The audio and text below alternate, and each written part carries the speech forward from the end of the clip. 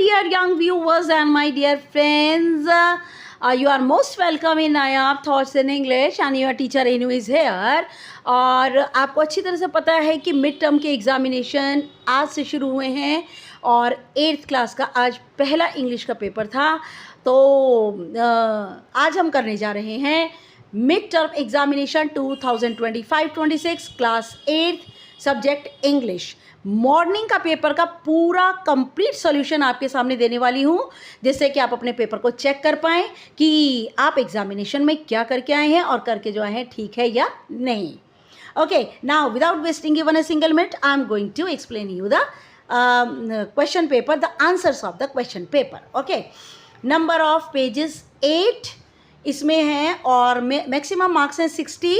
आप देख सकते हैं यहाँ पे कि मॉर्निंग का पेपर है, यहाँ पर देख सकते हैं आप M लिखा हुआ है, मैक्सिमम मार्क्स हैं 60 और ये बिल्कुल रिसेंट अभी आज पेपर जो हुआ है 9:30 से 12 o'clock वो वाला पेपर आज ये है दिया हुआ। Number of pages 8, time allowed है 2.30 आवर्स, 2.5 घंटे हैं दिए हुए हैं आपको।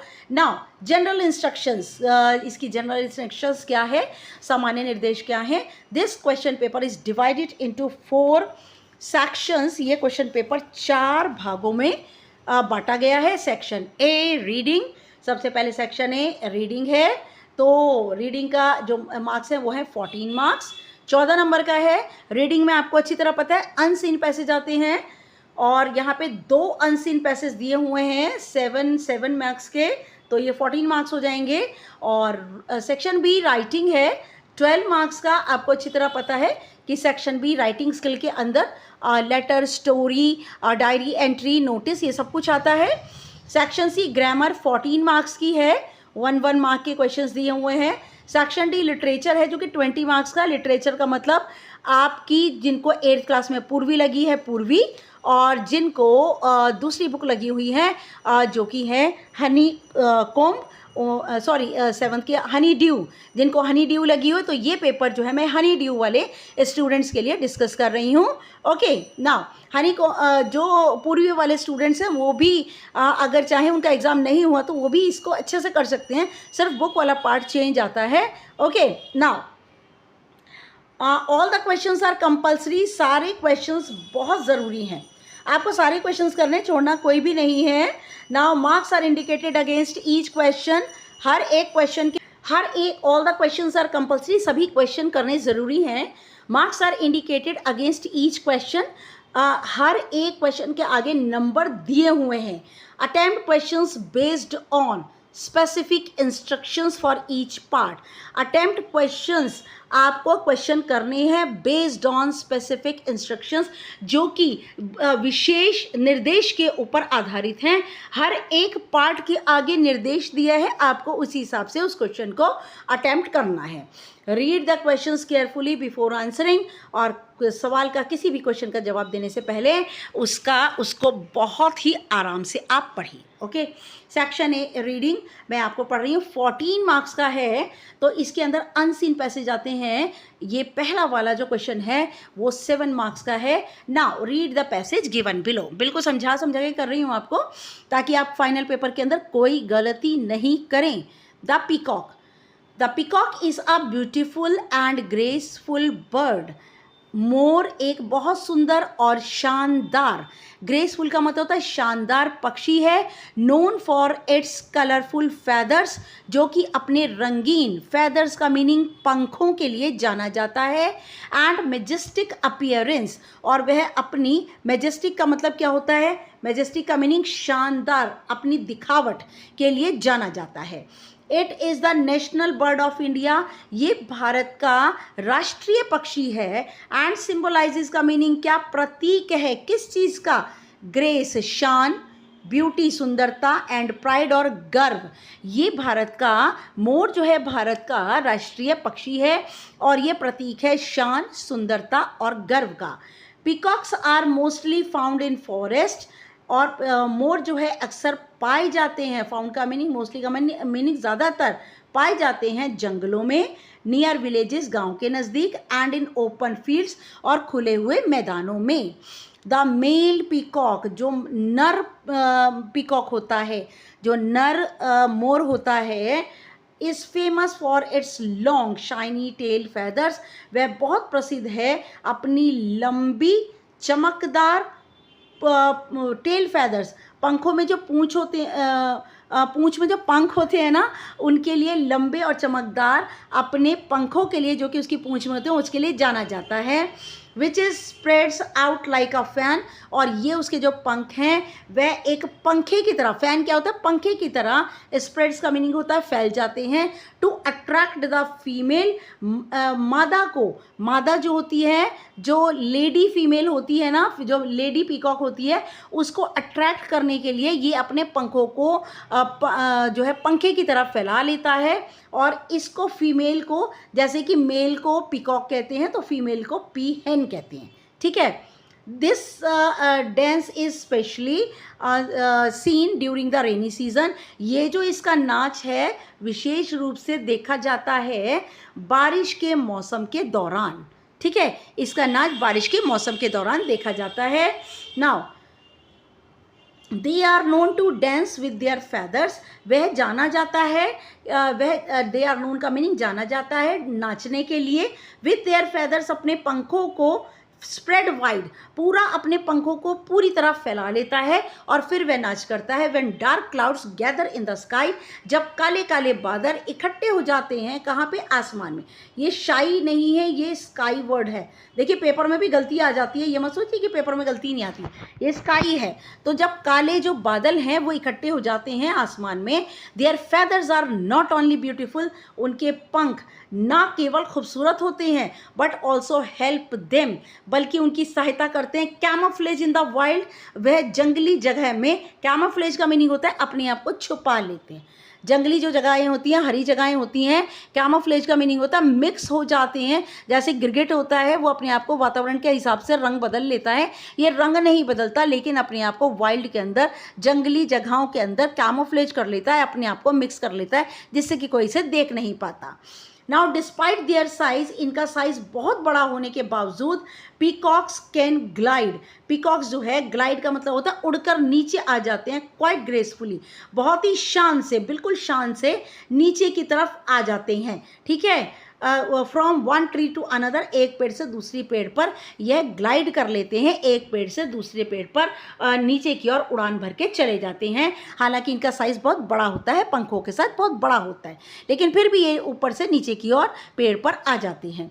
Peacock are also known for their loud echoing calls, मोर जाने जाते हैं अपनी तेज, इकोइंग का मतलब गूंजने वाली, कॉल्स का मीनिंग आवाज़, मोर अपनी तेज और गूंजने वाली आवाज़ के लिए जाने जाते हैं। They usually feed on insects, grain, seeds and small creatures like snakes, और ये जो है अक्सर खाना खाते हैं किस चीज़ का, इंसेक्ट, छोटे छोटे कीड़े, ग्रेन्स अनाज, सीड्स बीजें, और स्मॉल क्रिएचर छोटे छोटे क्रिएचर जैसे कि सांप, छोटी छोटी चीज़ें जैसे कि सांप, इन्हें ये खाते हैं।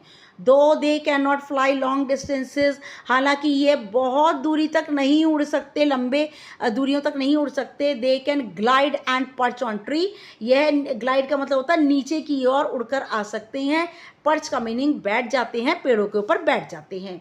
इन इंडियन कल्चर, भारतीय रीति रिवाजों में, the peacock holds religious and cultural importance, जो मोर होते हैं उनके धार्मिक और पारंपरिक इम्पोर्टेंस का मीनिंग महत्व होते हैं, ठीक है। जो मोर होते हैं इनको लोग धर्म के अंदर और अपने रीति रिवाजों के अंदर महत्वपूर्ण मानते हैं, and is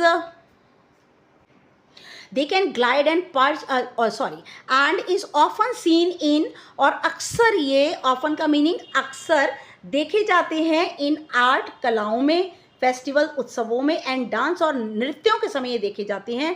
because of its beauty, क्योंकि ये सुंदर बहुत होता है, एलिगेंस, शानदार होता है। The peacock continues to be admired by people of all ages, और मोर जो है लगातार, एडमायर्ड का मीनिंग होता है सभी उम्र के लोग इनकी लगातार प्रशंसा करते हैं। Now question number 1, based on your understanding of the passage, आपने इस पैसेज की समझ के आधार पर answer the questions given below. Okay, now मैं आपको ये बता दूं कि जब आप आंसर शीट पे आंसर लिखते हैं ना बेटा, तो नंबर 1 डालकर आपको करेक्टली पूरा ब्लैंक लिखना, चाहे टाइम है तो पूरा ब्लैंक आप लिख दीजिए। देखिए पूरा ब्लैंक लिख करके इसके अंदर फिल कर दीजिए, और अगर टाइम नहीं है तो नंबर 1 डाल करके आप क्वेश्चन का आंसर वर्ड जरूर लिखिए। आंसर्स लिख करके नंबर 1, 2, 3 डाल दीजिए, ठीक है। Now dash is the national bird of India, dash national bird, भारतीय पक्षी भारत का कौन है, यहाँ क्वेश्चन मार्क नहीं आना चाहिए, फुल स्टॉप आना चाहिए, और करेक्ट आंसर है पिकॉक, ठीक है। Why does the peacock spread its feather, मोर अपने पंखों को क्यों फैलाता है? टू फ्लाई, उड़ने के लिए, टू क्लीन दैम, उन्हें साफ करने के लिए, टू अट्रैक्ट द पीहेन, मोरनी को आकर्षित करने के लिए, टू स्केयर प्रीडेटर्स, या फिर जो प्रीडेटर्स हैं उनका शिकार करने के लिए आए हैं उनको डराने के लिए। तो करेक्ट आंसर है टू अट्रैक्ट द पीहेन, मोरनी को आकर्षित करने के लिए। What does the peacock mainly eat, जो मोर है वो अक्सर क्या खाते हैं? फ्रूट्स एंड लीव्स, फल और पत्तियां, फिश एंड फ्रॉग्स, मछलियां और मेंढक, और या सी है ग्रेन्स, अनाज, इंसेक्ट्स कीड़े, या फिर सांप, फ्लावर्स या फिर फूल या फिर पौधे। तो मोर जो है अक्सर खाते हैं grains, insects and snake. What does the word Majestic in the passage mean, इस पैसेज के अंदर मेजेस्टिक का क्या मीनिंग है? कॉमन एंड डल, सामान्य और बिल्कुल भद्दा, स्मॉल एंड वीक, छोटा और कमज़ोर, ग्रैंड एंड इम्प्रेसिव, शानदार और प्रभावित करने वाला, सॉफ्ट एंड क्वाइट, बिल्कुल मुलायम और चुप। तो यहाँ पर मेजेस्टिक का मतलब है बहुत शानदार और प्रभावित करने वाला। Now state whether the following statement is true और फॉल्स, बताइए ये दी हुई नीचे जो स्टेटमेंट है वो सही है कि गलत है। ओके, नाउ देखिए, the peacocks dance is usually seen in summer season, जो मोर है उसका नाच अक्सर गर्मी के दिनों में देखा जाता है। तो ये आंसर, ये जो लाइन है, ये जो स्टेटमेंट है बेटा, ये फॉल्स है। ओके, देख लेते हैं हम यहाँ पे, ये देखिए बच्चे ने लिखा भी हुआ है आंसर, तो हम देख भी सकते हैं यहाँ पर फॉल्स है स्टेटमेंट, और मैंने भी नीचे फॉल्स दिया हुआ, ये गलत है। रेनी सीजन के अंदर मोर जो है डांस करते दिखते हैं। Now how is the peacock described in the above passage, peacock को ऊपर के पैसेज में, जो पैसेज हमने पढ़ा है उसमें कैसे इसका वर्णन किया गया है? तो ये आंसर दे रही हूँ यहाँ पे बेटा 7th, just a minute, 5th और 6th, जस्ट अ मिनट बेटे, मैं 1 मिनट देखती हूँ, अपने क्वेश्चन पेपर के अंदर भी देख लेती हूँ, क्योंकि 7 क्वेश्चन होने चाहिए इसके, 7 क्वेश्चन होने चाहिए यहाँ पे। जस्ट अ मिनट बेटे, क्योंकि थोड़ा सा कन्फ्यूजन ना हो जाए ना, मैं आपको बिल्कुल सही पेपर प्रेजेंट करूँगी। यस, नाउ 6th क्वेश्चन है ये यहाँ पर जो मैंने 7th डाला है ना, 7th नहीं है बेटा, 6th का आंसर है ये, इसका आंसर है, ठीक है।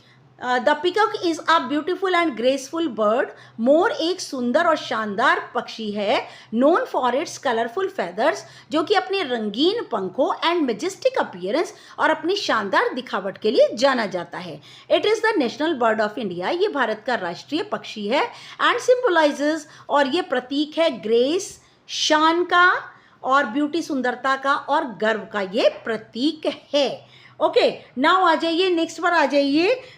नेक्स्ट क्वेश्चन है how is the, okay now 5th के बाद 6th, ये मैं आपको बता दूं, ये यहाँ पर question number, just a minute, ये क्वेश्चन नंबर 6th है, और ये बेटा 2 मार्क्स का है, ठीक है। तो पूरे 7 मार्क्स हो गए, इसमें 7 क्वेश्चंस नहीं है, इसके अंदर 6 ही क्वेश्चन है, क्योंकि ये वाला जो क्वेश्चन है ना ये 2 मार्क्स का है। ओके, नाउ 7 मार्क्स हो गए ना टोटल आपके। Yes, now question number 2 now, read the passage given below. The Red Fort is one of the most famous historical monuments in India. Lal Killa, ऐतिहासिक स्मारकों में से भारत में एक बहुत ही प्रसिद्ध एक स्मारक है, लोकेटेड इन दिल्ली, जो कि दिल्ली में बना है। It was built by Mughal emperor Shahjahan in the 17th century, और ये 17वीं शताब्दी में मुगल बादशाह शाहजहां ने बनवाया था। The fort get its name from the red sandstone used in its construction, और लाल किले का नाम लाल किला इसलिए पड़ा क्योंकि इसकी जो कंस्ट्रक्शन है, जो ये बना है, लाल रंग के सैंडस्टोन पत्थर से बना है। It served as the main residence of the Mughal emperor, और ये जो है मुख्य रहने की जगह थी। रेजिडेंस का मीनिंग रहने की जगह थी, of the Mughal emperor, Mughal बादशाहों की रहने की जगह थी। फॉर नियरली 200 ईयर्स, लगभग 2 सालों तक ये मुगल बादशाह यहाँ पर रहे। The Red Fort is an excellent example of Mughal architecture. लाल किला बहुत ही बेहतरीन उदाहरण है मुगल आर्किटेक्चर का, मीनिंग वास्तुकला का। डिज़ाइनिंग जो पत्थरों पे की जाती है उनके लिए बहुत ज़्यादा एक लाल किला बहुत ही उत्कृष्ट एक उदाहरण है। विद ब्यूटीफुल कार्विंग्स, इसके ऊपर खूबसूरत चित्रकारी की गई है। मार्बल स्ट्रक्चर्स, और ये संगमरमर के अंदर से जो बने हुए हैं, अंदर से जो स्ट्रक्चर बने हुए हैं ये मार्बल के बने हैं, संगमरमर के बने हैं। एंड लार्ज गार्डन, और एक बहुत बड़ा बगीचा बना है। इट हैज़ मैसिव वॉल्स, इसकी बड़ी बड़ी, मैसिव का मीनिंग बड़ी बड़ी दीवारें हैं, दैट स्ट्रेच ओवर 2 किलोमीटर्स, जो कि 2-2 किलोमीटर तक फैली हुई हैं। इनसाइड द फोर्ट, इस किले के अंदर आर मैनी इम्प्रेसिव बिल्डिंग्स, बहुत सी प्रभावशाली बिल्डिंग्स हैं, बहुत सी प्रभावशाली इमारतें हैं। सच एज द दीवाने आम, जैसे कि दीवाने आम का मीनिंग है hall of public audience. Public audience का मीनिंग जो कि सामान्य दर्शक आते थे उन्हें दीवाने आम कहा जाता था।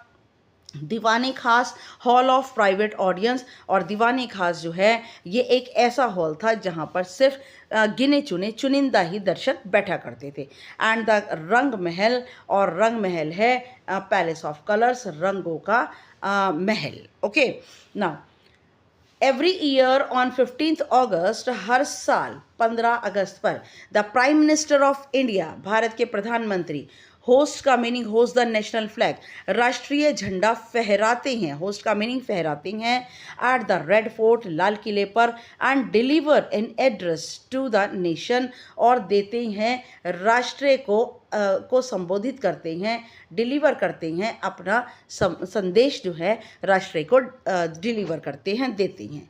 Tourist from all over the world, पर्यटक सारे पूरे संसार से come to visit this grand monument, इस मॉन्यूमेंट को, इस महान मॉन्यूमेंट को देखने के लिए आते हैं। And learn about India's rich history, और भारत के समृद्ध इतिहास के बारे में जानते हैं। The Red Fort was declared a UNESCO World Heritage Site in 2007. Lal Qila जो है यूनेस्को की संपत्ति जो है वो डिक्लेयर कर दिया गया 2007 में। क्यों? क्योंकि ये एक ऐसी चीज़ है जिसे लोग नुकसान ना पहुंचाए, इसलिए यूनेस्को ने इसको वर्ल्ड हेरिटेज के अंडर कर लिया। It remains a symbol of India's proud, ये हमेशा रहेगा प्रतीक भारत के प्राउड गर्व का, एंड भारत के पास्ट प्राउड भूतकाल गर्व का, एंड फ्रीडम और आज़ादी का। Visiting the red fort gives people a glimpse, और रेड फोर्ट को देखना लोगों को देती है एक झलक, ग्लिम्स का मीनिंग झलक, into the glorious era of the Mughal empire, और ग्लोरियस एरा का मीनिंग शानदार युग जो कि मुगल साम्राज्य के समय था। लाल किला उसकी एक झलक देता है। Now read on your understanding of the passage, आपकी समझ, अंडरस्टैंडिंग जो आपकी समझ है इस पैसेज की। Answer the questions given below, आपको जवाब देना है नीचे दिए हुए सवालों का। Okay, now in which year was the Red Fort declared a UNESCO World Heritage Site, किस वर्ष में रेड फोर्ट को, लाल किले को यूनेस्को वर्ल्ड हेरिटेज साइट घोषित किया गया? तो वो है 2007 के अंदर। Which of the following is not found inside the red fort, इनमें से कौन सी बिल्डिंग लाल किले के अंदर नहीं पाई जाती? दीवाने आम, ताजमहल, रंग महल, दीवाने खास। तो दीवाने आम भी है, रंग महल भी है, दीवाने खास भी है, सिर्फ ताजमहल उसके अंदर नहीं है।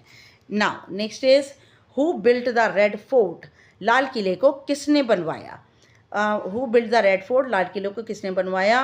अकबर, हुमायूं, शाहजहां एंड औरंगजेब। तो शाहजहां ने इसको बनवाया। नाउ नेक्स्ट आइए, what is the antonym of proud as used in the sentence a symbol of India's proud past. और एंटोनियम का मीनिंग होता है ऑपोजिट वर्ड, उल्टा शब्द, विपरीत शब्द। प्राउड का विपरीत बताना है आपको, इस लाइन के अंदर प्राउड यूज किया गया है, अ symbol of India's proud past. और अशेम्ड का मीनिंग शर्म, ब्राइट का मतलब होता है चमकीला, हम्बल का विनम्र, ग्लोरियस का होता है शानदार।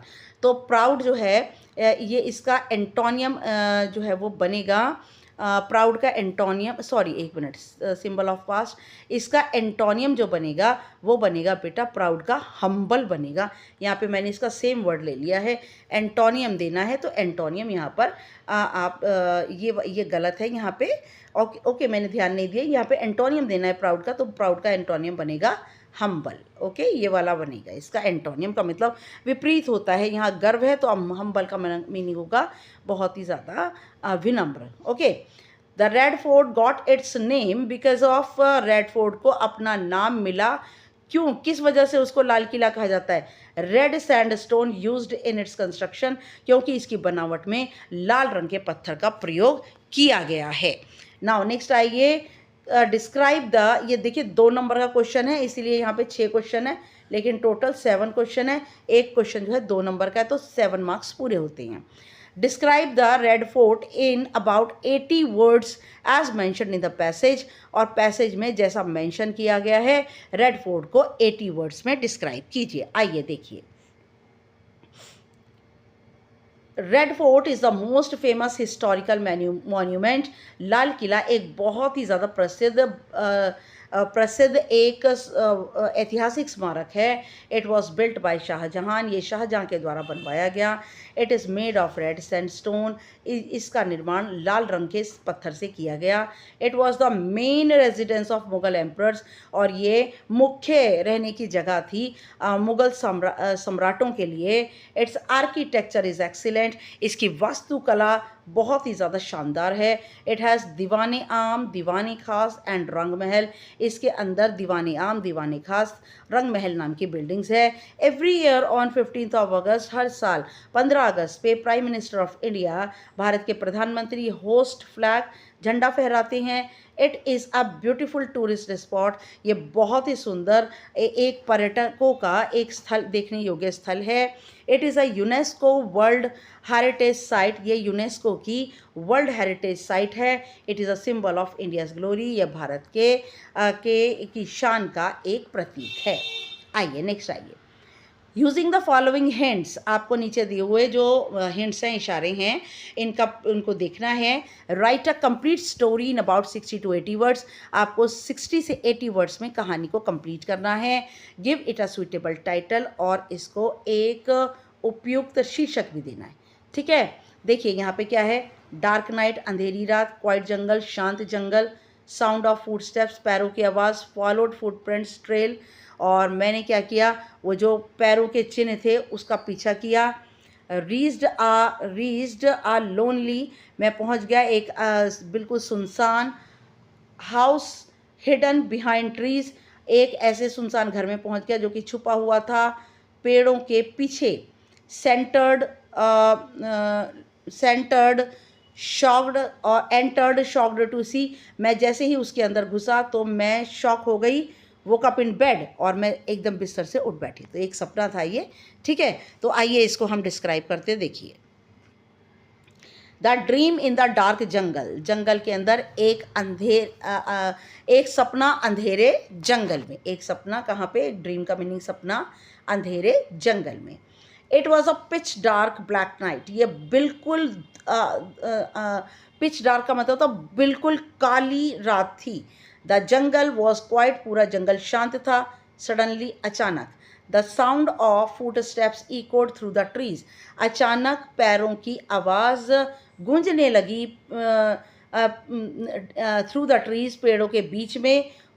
I was curious, I was curious के मीनिंग उत्सुक, मैं बड़ा उत्सुक हो गया। आई फॉलोड फुट स्टेप्स, मैंने पीछा किया पैरों के चिन्हों का। Leading to a solitary house, पैरों के चिन्ह सुनसान घर की ओर जा रहे थे। It was hidden behind the wheel of foliage, और ये व्हील ऑफ फॉलिएज का मतलब, व्हील ऑफ फॉलिएज का मीनिंग होता है ये पेड़ों के पीछे, पेड़ों के पर्दे के पीछे छुपा हुआ था। एंटरिंग, मैंने इसके अंदर जैसे प्रवेश किया। I was surprise by a scene, और मैं हैरान हो गया उस दृश्य को देखकर। मैं हैरान हो गया उस दृश्य को देखकर। सरप्राइज का मीनिंग हैरान होना।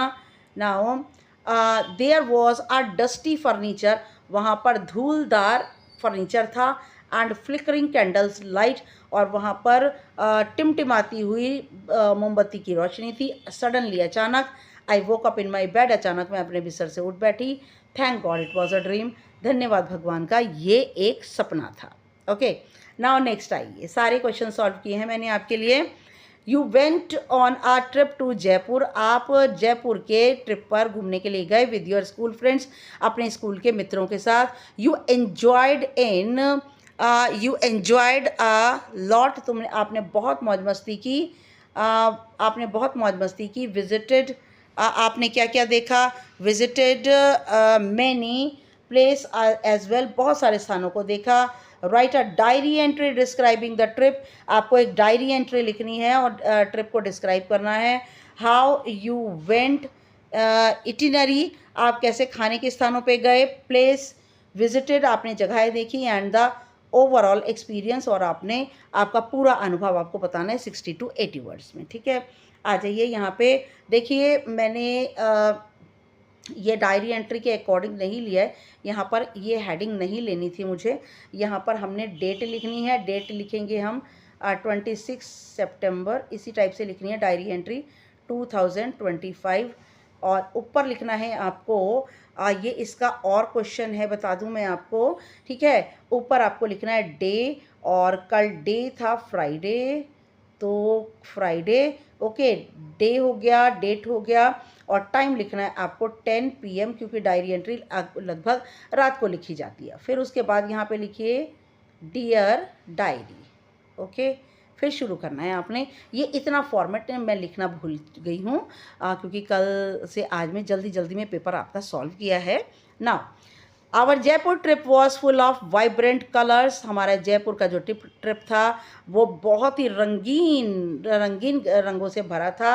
रिच हिस्ट्री, समृद्ध इतिहास, एंड डिलीशियस फूड, और बहुत ही स्वादिष्ट खाने से भरा हुआ ट्रिप था। वी सॉ, हमने देखा हवा महल। It's beautiful Windows presented a beautiful sight, इसकी खूबसूरत खिड़कियों ने प्रस्तुत किया एक सुंदर दृश्य। Now the city palace offered a glimpse, और ये सिटी पैलेस जो है यहाँ पे शहर, सिटी पैलेस जो बना हुआ है उसने हमें एक जो है वो ग्लिम्स, झलक दिखाई into the royal lifestyle of past era, और एक राजसी रहन सहन जो कि भूतकाल में, पास्ट एरा बीते हुए युगों में जो भी रहन सहन का तरीका था उसकी एक झलक हमें दिखाई। Now we just a minute, we went है, वॉन्ट नहीं है, वेंट है। वी वेंट टू जौहरी बाज़ार, हम जौहरी बाज़ार गए, चांदनी चौक गए। There we saw vibrant textiles, वहाँ पर जौहरी बाज़ार चांदनी चौक में हमने बहुत ही रंगीन कपड़े देखे। स्पाइसेस, मसाले, and hand crafted gift items, और हमने हाथ से बने हुए उपहार इत्यादि देखे। द आमेर फोर्ट, आमेर का जो किला है, सिचुएटेड, यहाँ पे SIT कर दीजिएगा, SITUA, ठीक है, सिचुएटेड है, सिचुएटेड अटॉप अ हिल, और आमेर का जो किला है वो बना हुआ है पर्वत की ऊंचाई पर, सबसे ऊपर बना है। It gave a beautiful view, ये बहुत ही सुंदर दृश्य देता है। We enjoy tasty food, rajma dal, और हमने बहुत ही अच्छे भोजन का मजा लिया, स्वादिष्ट भोजन का मजा लिया राजमा दाल का। एंड द स्वीट लड्डूज, और उसके बाद मीठे लड्डू खाए। It was a trip full of memories, ये जो ट्रिप था बहुत ही यादों से भरा, सूचनाओं से भरा था।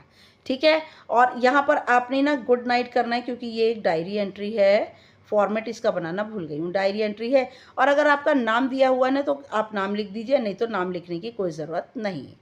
ओके, नाउ नेक्स्ट आ जाइए, देखिए नेक्स्ट क्वेश्चन पे आइए, क्वेश्चन नंबर नेक्स्ट पर आइए। देखिए यहाँ पर ये देखिए क्वेश्चन नंबर 4। देखिए, you are Sonia Mittal of Sarvodaya senior secondary school. आपका नाम है सोनिया मित्तल। ये बेटा इन्फॉर्मेशन है, ज़रूर यूज़ होंगी। अगर इन इन्फॉर्मेशन को आपने अपने आंसर में यूज़ नहीं किया तो आपका 1 नंबर फॉर्मेट का कट जाएगा। यहाँ पर आप देख सकते हैं कि ये 6 मार्क्स का है, तो यहाँ 1 नंबर जो होता है ये फॉर्मेट का होता है, और आधा नंबर सैल्यूटेशन। अभी आपको बताऊंगी कि सैल्यूटेशन क्या होती है, ठीक है, और फॉर्मेट भी क्या होता है, मैं अभी आपको ये बताती हूँ फॉर्मेट क्या होता है। तो आधा नंबर सैल्यूटेशन का होता है, और यहाँ मान के चलिए कि 4.5 मार्क्स जो है कंटेंट का आप मान लीजिए कंटेंट का होता है, ठीक है। तो देखिए आपको जो इन्फॉर्मेशन है ना फॉर्मेट के लिए वो है कि आप सोनिया मित्तल हैं, सर्वोदय सीनियर सेकेंडरी स्कूल की छात्रा हैं, रामनगर में स्कूल बना है जोधपुर के अंदर।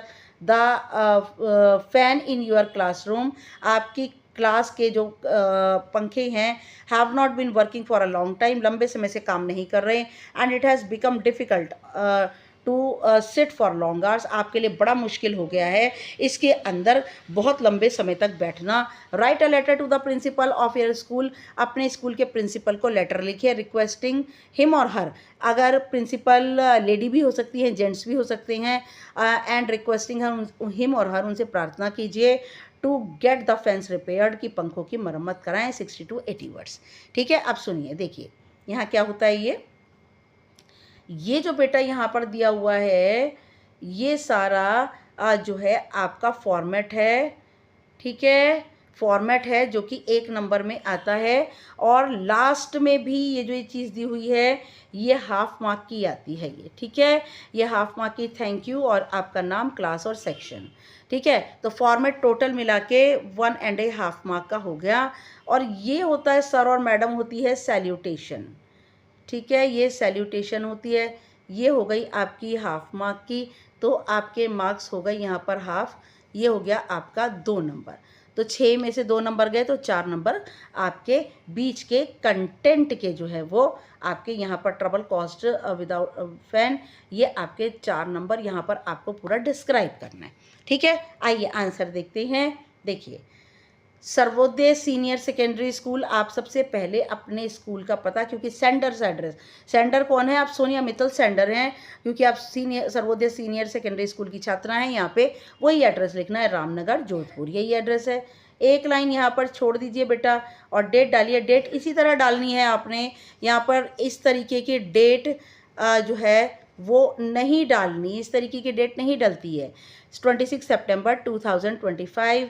फिर आइए, फिर एक लाइन यहाँ पर छोड़ दीजिए आप, द प्रिंसिपल, क्योंकि आप प्रिंसिपल को लिख रहे हैं, सर्वोदय सीनियर सेकेंडरी स्कूल जिसको भेज रहे हैं उसका एड्रेस, क्योंकि वो प्रिंसिपल हैं और उनका यही एड्रेस है, उनके घर के एड्रेस पे नहीं डालना, Ramnagar Jodhpur. Okay, now yes, okay, ये यहीं पर आपको अपना एड्रेस लिखना है, उसके बाद डेट बता दी आपको, डेट के आगे और पीछे एक एक लाइन छोड़नी होती है। फिर the principal Sarvodaya senior secondary school, क्योंकि जिन्हें आप लेटर लिख रहे हैं वो है प्रिंसिपल, उनका एड्रेस लिखना है, उनके घर का एड्रेस नहीं, उनके स्कूल का ही एड्रेस आएगा।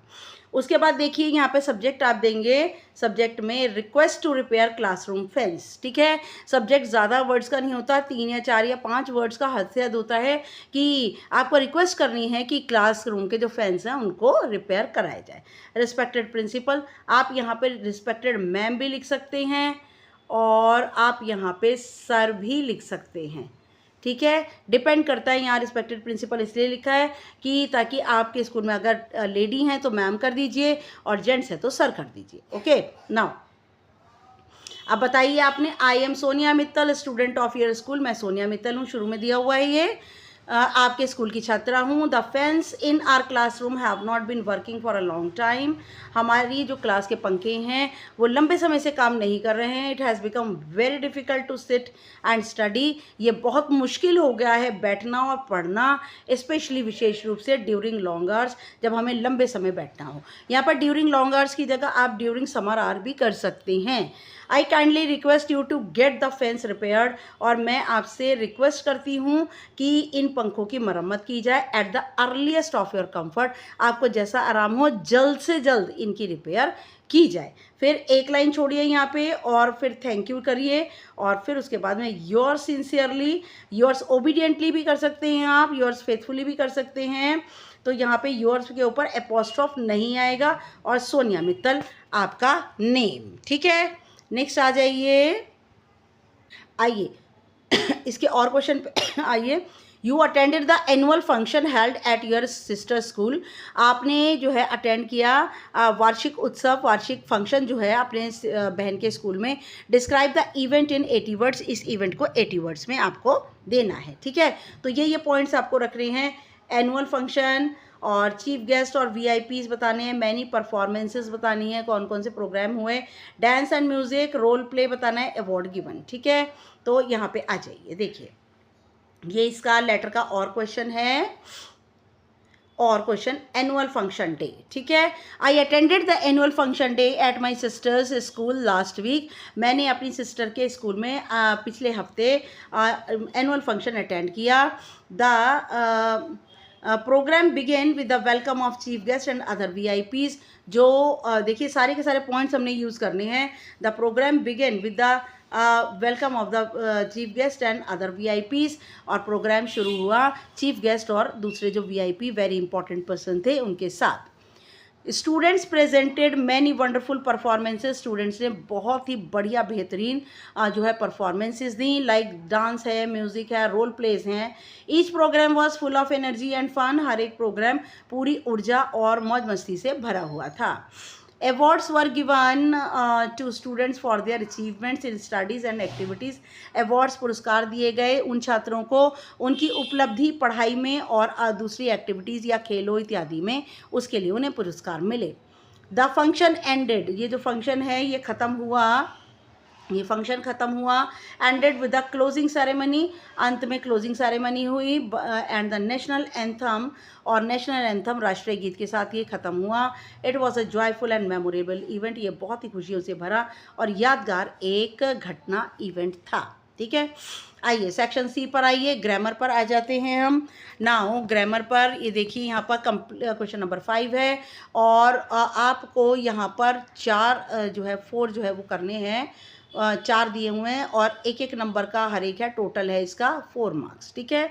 Now complete the sentences below by choosing the correct option, आपको करेक्ट ऑप्शन चूज करना है फॉर ईच ब्लैंक एनी 4, 4 करने हैं क्योंकि 4 नंबर के दिए हैं, तो नेचुरली आपको 5 जो है वो यहाँ पर दिए हुए हैं। देखिए you are directed to meet me at, ये क्योंकि प्रीपोजिशन है और प्रीपोजिशन टाइम जो है वो जब भी टाइम दिया हुआ होता है तो यहाँ पर प्रीपोजिशन आता है एट, तो इसीलिए यहाँ पे आएगा at 12 PM।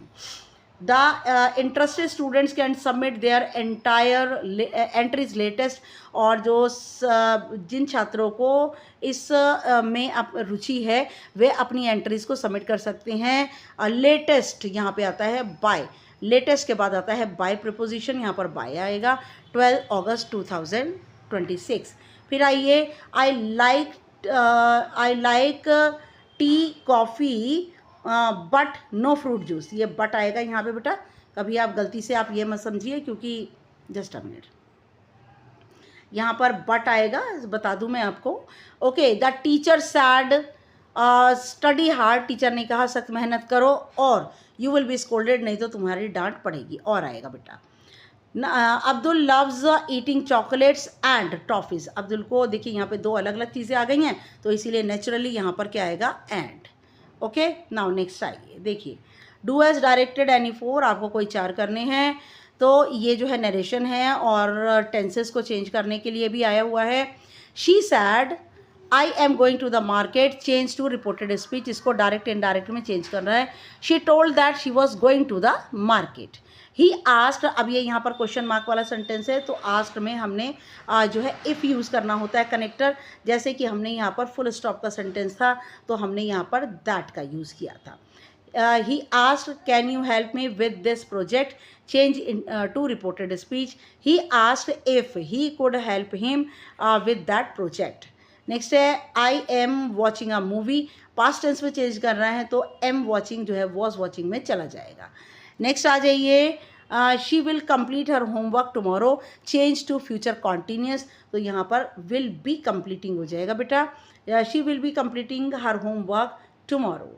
I love dancing और new songs, change to simple past tense, simple past tense में वर्ब की जो है वो सेकेंड फॉर्म आती है, तो I loved dancing and on new songs. Okay, now आ जाइए, देखिए fill in the blanks with the correct option from the bracket, कोई 3 करने हैं आपको, यहाँ पर 4 ऑप्शंस दिए हैं, कोई 3 कीजिए। आई नो हिम, यहाँ पर आएगा, इस वाले में आएगा, जस्ट अ मिनट, नो आएगा इसमें, शी यूजुअली गेट्स अप, यहाँ पे आई नो के बाद नो हिम आएगा, यहाँ sorry I, just a minute, I के बाद में यहाँ पर ये आई जो दिया हुआ है ना, इसके बाद आएगा नो, ठीक है ना, नो नहीं आएगा, सीधा सब्जेक्ट के बाद थर्ड फॉर्म नहीं लगती। फिर आइए शी के बाद, शी यूजुअली गेट्स, यहाँ पे आएगा गेट्स, क्योंकि प्रेजेंट इंडेफिनेट टेंस है और यूजुअली आया है, तो सिंगुलर वर्ब के साथ एस और ई एस लगता है। दिस बैग इज़ बिगर, यहाँ पे आएगा बिगर, क्योंकि देन लगा हुआ है, कंपैरेटिव डिग्री में बिगर आता है। The boy is the tallest, यहाँ पे आएगा टॉलेस्ट, क्योंकि द दिया है तो कंपैरेटिव डिग्री यहाँ पे आएगी। नेक्स्ट आइए, फिर in the blanks with the correct modal verb from the table, table में से आपको मॉडल वर्ब चुननी है, बहुत ही ईजी है ये। Now you must brush your teeth every day, must का मीनिंग होता है तुम्हें हर रोज़ अपने दांतों को ब्रश करना चाहिए। ही कुड डांस, क्योंकि ये पास्ट की कोई हैबिट है, he could dance when he was young. They will go for a birthday party tomorrow, क्योंकि यहाँ पे टुमारो लगा हुआ है, इसलिए यहाँ पे विल आएगा। फिर आएगा would you eat this with me, ये यहाँ पे लाइकिंग है इसलिए वुड आएगा। नाउ नेक्स्ट आ जाइए, यस सेक्शन डी पर आ जाइए, लिटरेचर, जो कि 20 मार्क्स का है। और आपको बता दूं मैं कि जिन स्कूल्स में पूर्वी लगी हुई है उनके अंदर पूर्वी में से ये पैसेज आएगा, और जिनको हनी कॉम लगी हुई है 7th class sorry 8th class में हनी ड्यू लगी हुई है, उनका हनी ड्यू में से आया हुआ है, ठीक है, तो ये हनी ड्यू में से आया हुआ है। मैं आपको पूर्वी वाला नेक्स्ट उसमें पेपर दूंगी, जिसके अंदर पूर्वी का भी पैसेज होगा। Okay, now read the given extract and answer the questions that follow any 4। आपको नीचे जो एक्सट्रैक्ट है उसे पढ़ना है और नीचे दिए गए आंसर आपको जवाब देने हैं। कोई 4 करने हैं, 1 मार्क का है ये। Eight 5 o'clock the same afternoon, 5 बजे उसी दोपहर, इन हुड्रू, हुड्रू एक जगह का नाम है, 2 Gujarati gentleman from a group of picnickers, और 2 गुजराती भले व्यक्ति जो कि एक पिकनिक मनाने वालों के समूह से थे, डिस्कवर्ड, उन्होंने पाया, बिपिन बाबू लाइंग अनकॉन्शियस, बिपिन बाबू को पाया कि वह बेहोश पड़े थे, बिसाइड अ बाउल्डर, एक पत्थर के साथ, पत्थर थोड़ा बड़ा था उसके ही बगल में उन्होंने देखा 2 गुजराती भले आदमी जो कि पिकनिक वाले लोगों के साथ आए थे, पिकनिक मनाने आए थे, उनमें से 2 गुजरातियों ने देखा कि बिपिन बाबू बेहोश पड़े पत्थर के। बाउल्डर का मीनिंग होता है, बाउल्डर का मीनिंग होता है बेटा, जस्ट अ मिनट, बाउल्डर का मीनिंग होता है स्टोन। ओके, यहाँ पर देख लीजिए, बाउल्डर का मतलब होता है स्टोन। ओके, तो उन्होंने फिर क्या किया, उन्होंने they when, just a minute, I am picking up my pen, When he came round का मीनिंग होता है जैसे ही वह होश में आए। The first thing Bipin said was, पहली बात जो बिपिन बाबू ने कही, आई एम फिनिश्ड, मैं तो बर्बाद हो गया। There is no hope left, अब कोई भी उम्मीद नहीं बची है। नेक्स्ट मॉर्निंग, अगली सुबह, Bipin Babu was back in Calcutta, Bipin Babu वापस आ गए कलकत्ता में। He realise that there was only there was truly no hope for him, और उन्होंने महसूस किया कि अब उनके लिए कोई भी उम्मीद वाकई, ट्रूली का मीनिंग सच्चाई में नहीं बची है। Soon he would lose everything he is will to work, जल्दी ही वह सब कुछ खो देंगे, अपना काम करने की इच्छा, हिज कॉन्फिडेंस, अपना विश्वास, हिज एबिलिटी, अपनी योग्यता, हिज बैलेंस ऑफ माइंड, उनके दिमाग का संतुलन, वह सब कुछ खो देंगे। Was he going to end up in the asylum at, क्या अब उनकी ज़िंदगी का जो अंत होगा, असाइलम का मतलब होता है पागल खाना, ठीक है, क्या उनका जो अंत होगा वह किसी पागल खाने में होगा। Bipin Babu could not think any more, और बिपिन बाबू अब को और ज़्यादा कुछ नहीं सोच पा रहे थे। बैक होम, घर आते ही रैंक अप डॉक्टर चंद्रा, ये चंदा नहीं चंद्रा है, उन्होंने आते ही डॉक्टर चंद्रा को फ़ोन किया and asked him to come over, और उन्हें अपने घर आने के लिए कहा. देन आफ्टर शॉवर, शॉवर का मतलब होता है नहाने के बाद, he got into bed, वह बिस्तर पर लेट गए, with an ice bag clamped on his head. Clamped का मतलब होता है किसी चीज़ को कस करके लटका लेना या बांध लेना. उन्होंने अपने सर पर बर्फ़ का जो बैग होता है जिससे सर पे ठंडक मिलती है या जिससे ठंडी जो आइस पैक होता है वो अपने सर पर लटका लिया. Just then the servant brought him a letter, और तभी नौकर जो है, ब्रॉड का मतलब लाना, ए लेटर, एक पत्र लेके आया, which someone had left in the letter box, जिसे कोई, समवन का मतलब कोई, छोड़ गया था लेटर बॉक्स के अंदर, उनके घर के बाहर जो लेटर बॉक्स लगा था उसके अंदर इस पत्र को छोड़ दिया था. A greenish envelope with his name in red ink on it, और हरे रंग का लिफाफा, उसके ऊपर उनका लाल रंग से नाम, लाल रंग की स्याही से नाम लिखा हुआ था. ओके, नाउ क्वेश्चंस देखिए, इसमें 5 हैं, कोई 4 करने हैं आपको, एक एक नंबर का एक क्वेश्चन है, लेकिन मैं आपको 5 सॉल्व करके दे रही हूँ. Where was Bipin Babu found unconscious, Bipin Babu कहाँ पर बेहोश पाए गए. बिपिन बाबू जो है कहाँ बेहोश पाए गए थे. बिपिन बाबू, देखिए आंसर ये है हमारे पास में, जस्ट अ मिनट बेटा. Bipin Babu was lying unconscious, Bipin बाबू बेहोश पाए गए थे बिसाइड अ बाउल्डर इन हुड्रू. हुड्रू गए थे वो सब पता लगाने के लिए, और बिसाइड अ बाउल्डर का मतलब पत्थर के साइड में वह बेहोश पड़े हुए थे. नाउ नेक्स्ट आइए, Bipin Babu was found unconscious at what time, Bipin Babu किस समय बेहोश पाए गए थे. Bipin Babu was found unconscious at 5 o'clock, वह 5 बजे जो है बेहोश पाए गए थे. और उन्हें किसने देखा था, 2 गुजरातियों ने, गुजराती आदमियों ने. और 2 गुजराती आदमी किसके साथ आए थे, पिकनिक मनाने वालों के साथ आए थे. नाउ नेक्स्ट देखिए, स्टेट ट्रू और फॉल्स, सही या गलत बताइए. The servant brought a red envelope for Bipin Babu, उनका नौकर उनके लिए लाल रंग का लिफाफा लाया था. नहीं ना, कौन से कलर का लाया था, ये फॉल्स है. उनके लिए वह, यहाँ देख लीजिए मैंने फॉल्स लिखा हुआ है, ये फॉल्स है. और उनके लिए कौन से रंग का लिफाफा लाया था, हरे रंग का लाया था, जिस पर लाल स्याही से उनका नाम लिखा था. द वर्ड क्लैम्प्ड, क्लैम्प्ड का मीनिंग क्या होता है, देखिए क्लैम्प्ड का meaning to hold something very firmly in a particular position, किसी चीज़ को, टू होल्ड का मीनिंग होता है किसी चीज़ को पकड़कर कसकर बांध देना, वेरी फर्मली. होल्ड का मतलब पकड़ना, बांध देना बहुत कस के, इन अ पर्टिकुलर पोजीशन, एक स्थिति में.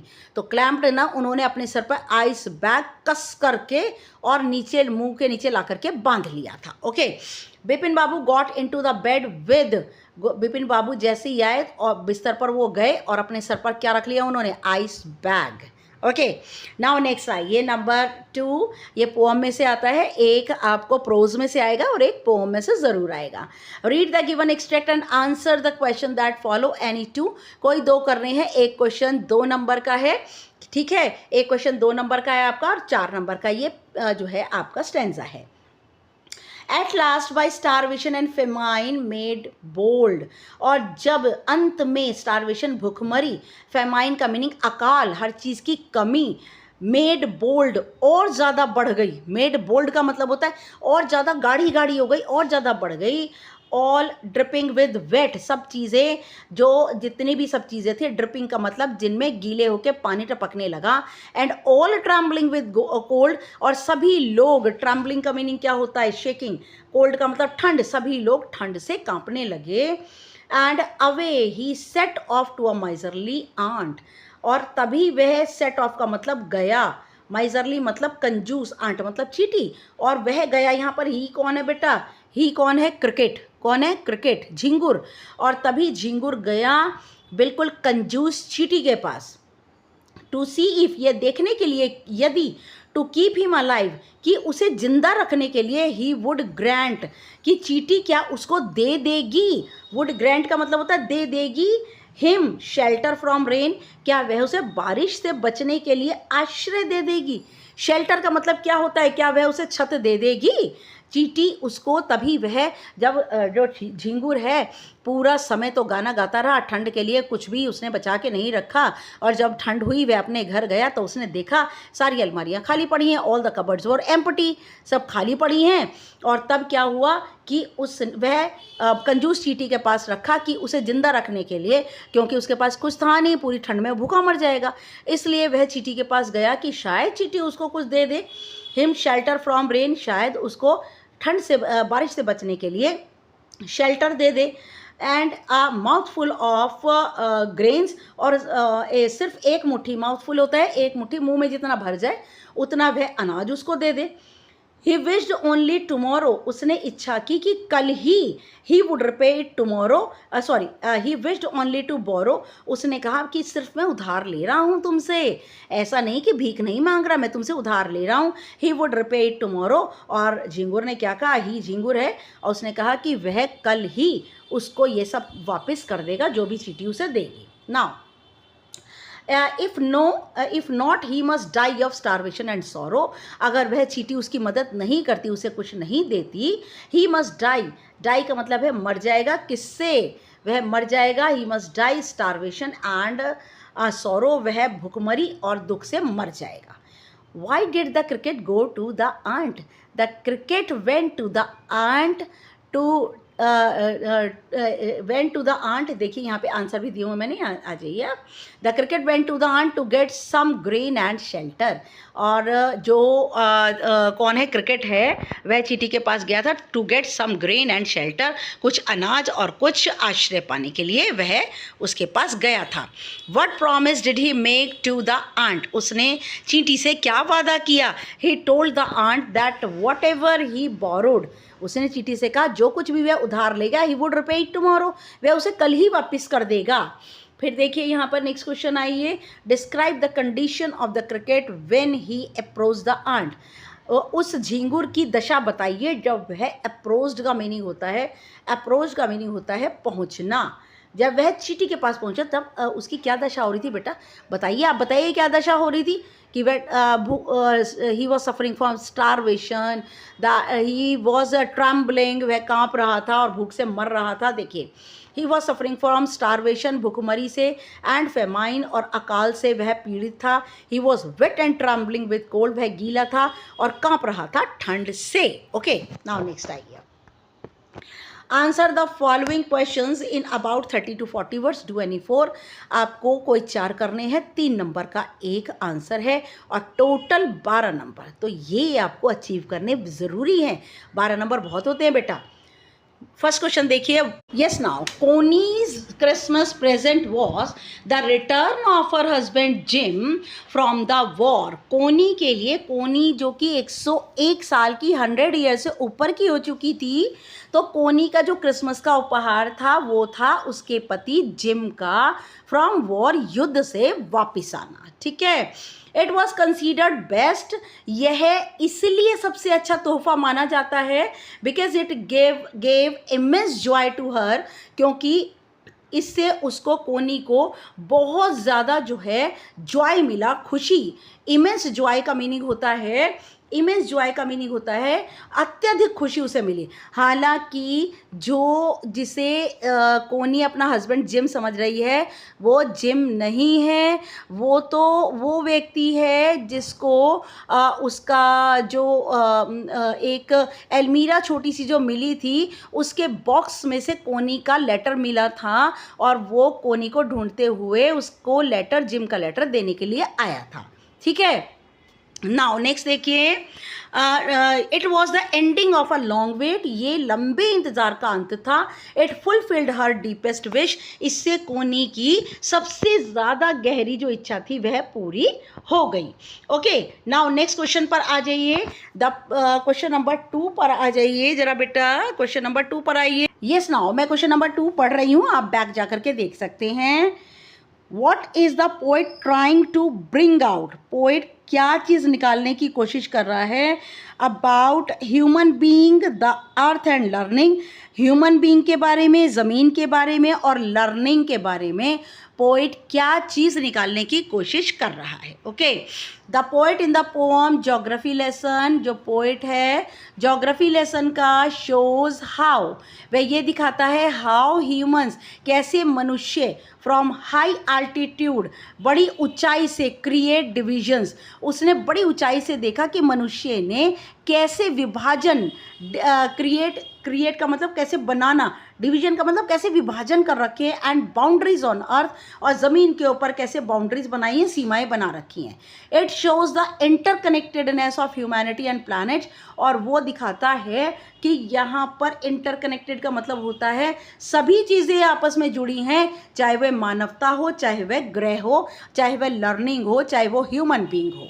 ओके, नाउ नेक्स्ट क्वेश्चन पे आइए। क्वेश्चन नंबर 3 पढ़ रही हूँ। व्हाट बिहेवियर ऑफ एनिमल, जानवरों का कौन सा व्यवहार शोज दिखाता है that they already got to know about disasters, कि वह पहले से ही विनाश के बारे में जान जाते हैं, कि भूकंप आना है या कुछ और चीज़ होनी है या कोई और त्रासदी आना है, डिज़ास्टर आना है, कोई और बर्बादी होनी है, तो जानवरों को पहले पता चल जाता है। तो जानवरों का क्या व्यवहार होता है? Animals often show their strange behaviour, जानवर पहले ही अक्सर अपना अजीबोगरीब व्यवहार दिखाते हैं। बिफोर नेचुरल डिजास्टर, प्राकृतिक आपदा आने से पहले एक अजीबोगरीब व्यवहार दिखाते हैं। They might run to higher ground, सबसे पहले वे दौड़कर ऊंची जगह चढ़ जाते हैं। दे रिफ्यूज़ का मतलब होता है मना कर देते हैं। To come out from their shelter, अपने ठिकानों, अपने घरों से बाहर आने के लिए मना कर देते हैं। दे शो डिस्ट्रेस, वह दुख प्रकट करते हैं। दीज रिएक्शंस, ये जो प्रतिक्रियाएं हैं, show they can sense disaster, इससे पता चलता है कि वह सूंघ लेते हैं बर्बादी को या आपदा को। नाउ क्वेश्चन नंबर 4 आइए।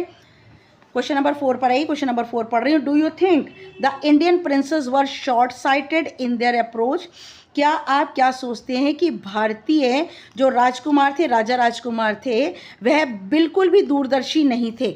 शॉर्ट साइटेड का मतलब होता है जो कि दूर तक नहीं देख पाते थे, किसी भी बात का जो है वो कंक्लूजन नहीं निकाल पाते थे। In their approach to the events of 1757, ये ग्लिम्पसेस ऑफ द पास्ट में से है।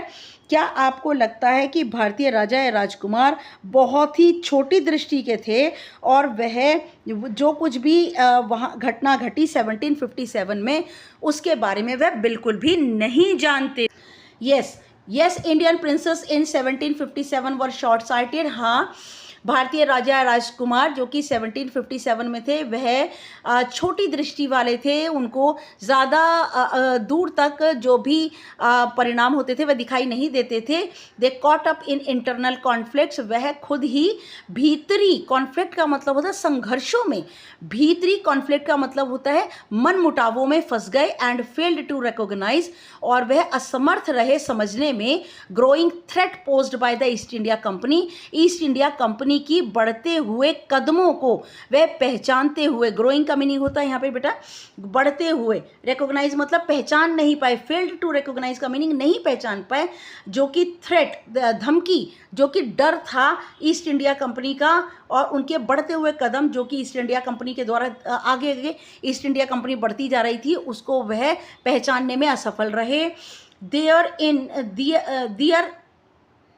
मिनट यहाँ पे ठीक करती हूँ मैं, ये है THEIR, देयर इन एबिलिटी, उनकी असामर्थ्य, टू यूनाइट, इकट्ठे होना, give the Britishers the opportunity to exploit, और उनके अंदर असामर्थ्य थी कि वह एक साथ एकता में बंध नहीं पा रहे थे।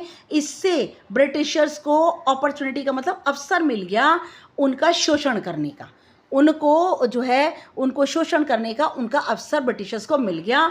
दे कंट्रोल्ड दियर टेरिटरीज, और ब्रिटिशर्स ने, यहाँ पर दे कौन है? ब्रिटिशर्स, उन्होंने नियंत्रित कर लिए उनके सारे क्षेत्रों को, उनके सारे क्षेत्रों के ऊपर उन्होंने कब्जा कर लिया। आइए लास्ट क्वेश्चन पे आइए। नाउ देखिए, हाउ आर मेघना and Almas is story similar, मेघना और अल्मास की कहानियाँ बिल्कुल एक सी कैसे हैं, और ये दिया हुआ है आपको द सुनामी से। मेघना and Almas's stories are similar, मेघना और अल्मास की कहानियां एक जैसी हैं. Their stories are the tales of survival and loss during the tsunami. उनकी कहानियां जो हैं वो कहानियां हैं किसकी? जीवित रहने की, नुकसान की, सुनामी के दौरान, है ना, कि सुनामी के दौरान कैसे वे जीवित रहीं, किस तरह उन्होंने खतरों का सामना किया, कैसे जिंदा रहीं. Both children were separated from their families. दोनों बच्चे, कौन बच्चे? दोनों, मेघना और अल्मास, दोनों बच्चे वर सेपरेटेड, अलग हो गए, फ्रॉम देयर फैमिलीज, अपने परिवारों से अलग हो गए. दे फेस्ड डेंजर्स ऑफ सी. उन्होंने, दोनों ने, मेघना और अल्मास ने सामना किया समुद्र के खतरों का. मेघना वॉज स्विफ्ट अवे. मेघना जो है बह गई थी. एंड लेटर फाउंड, लेकिन बाद में वह मिल गई थी. Almas also face the horror. और अल्मास ने भी सामना किया किसका? हॉरर, खतरों का, डर का उसने सामना किया. यस बेटा, thanks for watching my video. And ये है पूरा 8th क्लास मॉर्निंग, जो कि 26 तारीख को कल पेपर हुआ, 26 सितंबर को. उसका पूरा सोल्यूशन आपको प्रोवाइड कर रही हूँ. आंसर की जब आएगी उसका मैं वेट कभी नहीं करती, मैं हमेशा आंसर आपको प्रोवाइड कर देती हूँ. Yes, now thanks for watching my video. And please मेरी वीडियो को शुरू से लेकर एंड तक देखिए. एंड कमेंट ज़रूर कीजिए. नेक्स्ट वीडियो तक के लिए गुड बाय, गुड लक.